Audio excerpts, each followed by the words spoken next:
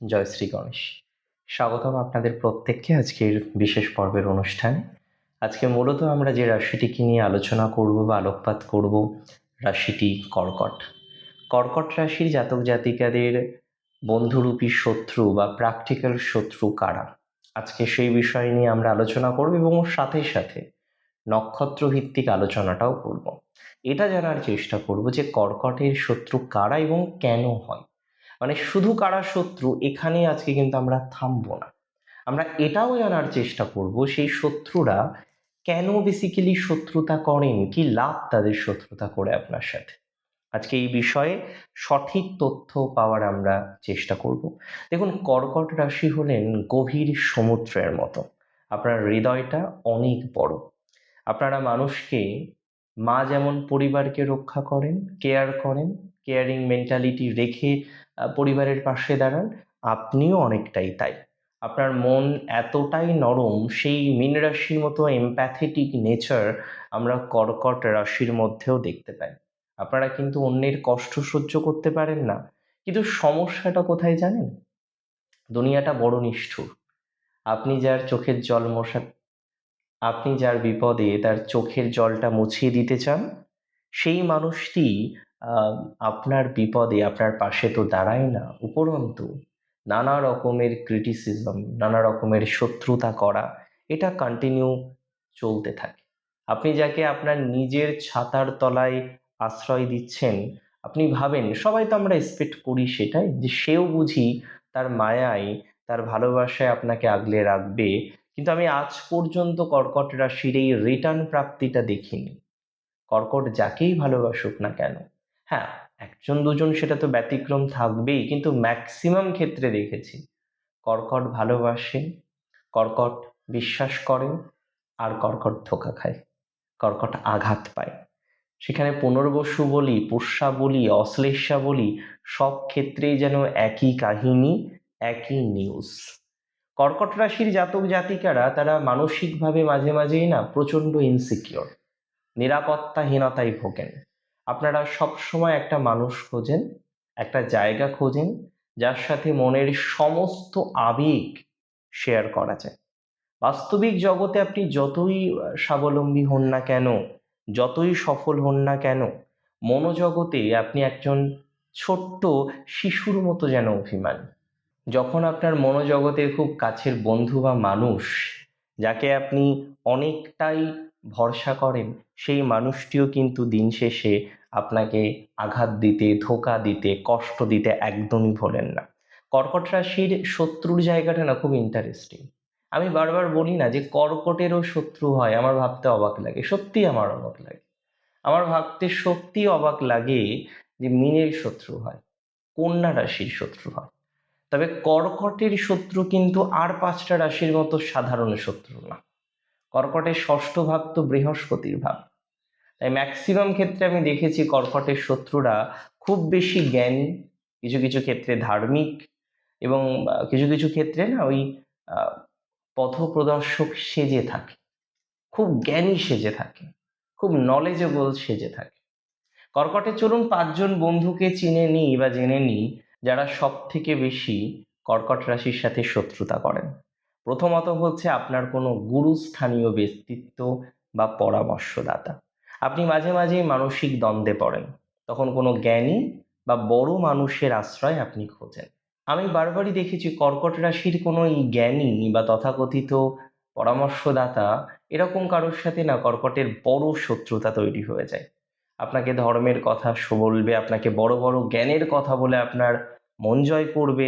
আপনি যখন এদের উপরে অন্ধ বিশ্বাস রেখে জীবনের সমস্ত সিদ্ধান্ত ছেড়ে দেবেন এনাদের উপরে, একসময় দেখা যাবে আপনার সরলতা নিয়ে এরা সুযোগ নিচ্ছে, আপনাকে ভুল পথে পরিচালিত করছে, এবং নিজের কোনো বড় স্বার্থ উদ্ধার করে আড়ালে আপনার দুর্বলতা নিয়ে উপহাস করছে। কর্কট রাশির এর পরের যার সাথে পরিচয় করিয়ে দেব, নিজের সন্তান বা সন্তান সম আশ্রিত কোনো ব্যক্তি। কর্কটের পঞ্চম ভাব হচ্ছে বৃশ্চিক রাশি, কিন্তু ষষ্ঠ ভাবের প্রভাবে মাথায় রাখবেন যাদেরকে ছোটবেলা থেকেই টাকা পয়সা দিয়ে বড় করলেন, তাদের থেকেই চরম আঘাত কর্কট পান, চরম শত্রুতা কর্কট পান। আপনি যার জন্য নিজের সুখ আহ্লাদ বিসর্জন দিয়ে কেরিয়ার গড়ে দেবেন বা যাকে নিজের ডান হাত বানিয়ে রাখবেন, সেই আশ্রিত মানুষটাই একসময় আপনাকে বলবে আপনি করেছেনটা কি তার জন্য। এদের এই চরম অকৃতজ্ঞতা আপনার ইমোশনাল জগৎকে তছনছ করে দেয় কার্যত। আমি কর্কট রাশি জাতক জাতিকাদের দেখেছি তাদের শত্রু হিসেবে রূপান্তরিত হয় কোনো উচ্চশিক্ষিত প্রফেশনাল ব্যক্তি। বড় কোনো লয়ার হতে পারে, বড় কোনো এডুকেটর বা শিক্ষক হতে পারে। কর্কট রাশি না আইনি ঝামেলা বা জটিলতা খুব ভয় পায়। ধনু যেহেতু আইনের উচ্চশিক্ষার ঘর, তাই এই ক্ষেত্রেও পরিচিতরাই কর্কটের সব থেকে প্র্যাকটিক্যাল শত্রু হয়ে ওঠে। কোনো মামলা বা মোকদ্দমায়, অফিসিয়াল জটিলতায় আপনার পরিচিত কোনো বড় প্রফেশনাল ব্যক্তি আপনাকে সাহায্য করার নাম করে ভেতরে ভেতরে আপনার বিপক্ষ দলের সাথে হাত মেলাতে পারে এবং অনেক ক্ষেত্রে মেলায়। অনেক ক্ষেত্রে সেই আপনাকে সব থেকে বেশি ক্ষতি করে দেয়। সে আপনার থেকেও মোটা টাকা নেবে, আবার সময় মতো আপনাকে আইনি ফাঁদ থেকেও বের করতে সহযোগিতা করবে না। আমি বহু কর্কটের ক্ষেত্রেই দেখেছি যে তার কোনো এরকম প্রফেশনাল বড় শত্রুতা করে।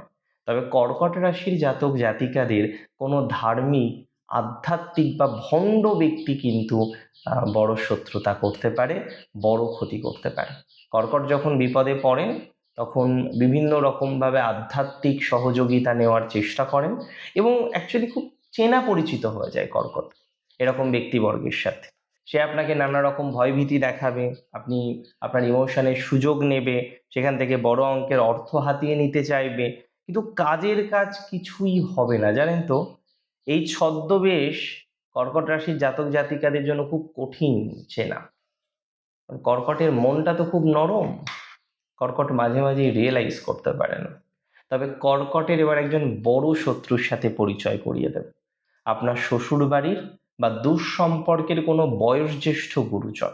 কর্কট রাশি তো সবাইকে নিয়ে চলতে চায়, কিন্তু ধনুরাশির প্রভাবে আমি দেখেছি কর্কটের স্থানীয় কিছু গুরুজন বা বয়োজ্যেষ্ঠ ব্যক্তি আপনার জীবনে নেতিবাচক ভূমিকা নেয়। শ্বশুর বাড়ি বা নিজের বংশের কোনো বয়স্ক মানুষ যিনি বাইরে খুব ধার্মিক ও ভালো সাজবেন, কিন্তু গোপনে আপনার এই লাইফ পার্টনারের মধ্যে ভুল বোঝাবুঝিও তৈরি করার চেষ্টা করবেন। তিনি আপনার সংসারকে নিজের নিয়ন্ত্রণে রাখার জন্য কূটকৌশল করবেন, যা আপনার মানসিক শান্তিটাকে না একদম কেড়ে নেবে। কর্কট রাশির জাতক জাতিকাদের এবার একটু ইন্টারেস্টিং কয়েকটা কথা বলেন। দেখুন, আমি বারবার বলছিলাম মেষ রাশি নারকেলের মতো, বৃষ রাশি মাটির প্রদীপের মতো, মিথুন রাশি কাচের প্রিজমের মতো, আর কর্কট রাশি ঝিনুকের মধ্যে লুকিয়ে থাকা অত্যন্ত দামি মূল্যবান মুক্তের মতো। আপনাদের উপরের খোলসটা হয়তো মাঝে মধ্যে একটু শক্ত দেখায়, আপনারা হয়তো একটু মুডি বা অভিমানী হয়ে মুখ ভার করে থাকেন, কিন্তু আপনাদের অন্দরে বা অন্তরের গভীরে লুকিয়ে রয়েছে এক ভালোবাসার মুক্ত। কিন্তু দুঃখের বিষয় কি জানেন, মানুষ মুক্তটার কদর করে না, খোলসটা ভেঙে মুক্তটা বার করে করে চলে যায়। তিনটি নক্ষত্র পুনর্বসু, পোষ্যা, অশ্লেষা। পুনর্বসুর কেন শত্রু হয়? অতিরিক্ত জ্ঞানের জন্য। পুনর্বসুর শত্রুর অন্যতম কারণ হলো অতিরিক্ত জ্ঞান, আর 2 নম্বর হচ্ছে মানুষকে উপদেশ দিতে চায়, সৎ উপদেশ। সৎ উপদেশ নিতে চাইবে না অনেকে পুনর্বসুর। পুনর্বসু মানুষের ভুলটাকেও ধরিয়ে দেয়, তাই সামনের মানুষটি পুনর্বসুকে শত্রু ভেবে বসে। এরা নিজেদের জ্ঞান বা ভালো মানুষের কারণেই শত্রুর মুখোমুখি হয়। পুষ্যা নক্ষত্রের কেন শত্রু হয়? পুষ্যাও কি একই কাজ করে? দেখুন, পুষ্যা মানুষকে সেবা করতে পছন্দ করে, খাওয়াতে পছন্দ করে। এদের শত্রু তৈরি হয় এদের অতিরিক্ত কর্তব্য পরায়ণতা এবং না বলতে না পারার অভ্যাসের জন্য। এরা দিনরাত এক করে খাটবে, যার দায়িত্ব পুরোটা নিজের কাঁধে নিয়ে নেবেন, সেই মানুষটাই এদের উপর কর্তৃত্ব ফলাতে শুরু করে দেয়। এদের শ্রমের মূল্য না দিয়ে উপরন্তু উল্টে শত্রুতা করে, এটা আমরা প্রায়শই দেখি। আর অশ্লেষার শত্রু হয় কেন?